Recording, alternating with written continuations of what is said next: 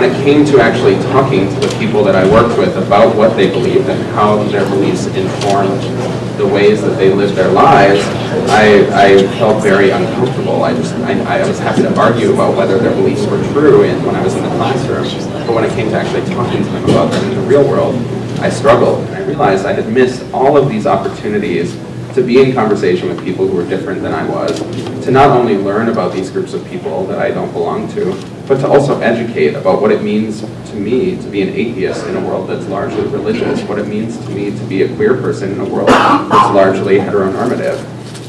And I began to really sort of see these missed opportunities as kind of the key, most ideal forum for that kind of education. And so I decided I wanted to take another look at religion and see if I could find areas of commonality between myself and religious believers.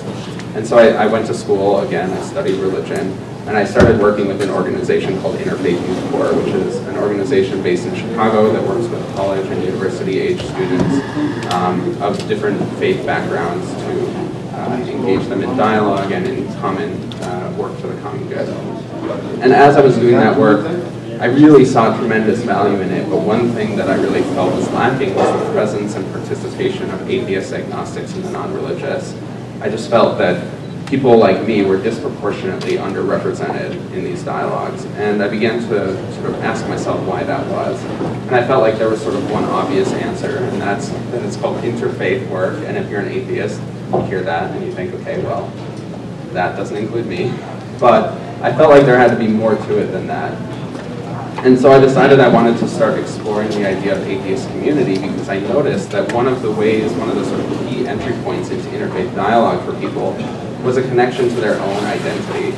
You know, maybe they heard about this idea of interfaith work preached in a sermon in their church. Maybe they read about it in their church bulletin.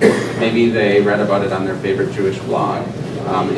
Most of the people I was talking to in interfaith dialogues were somehow plugged into this idea of interfaith work through a connection to their own identity.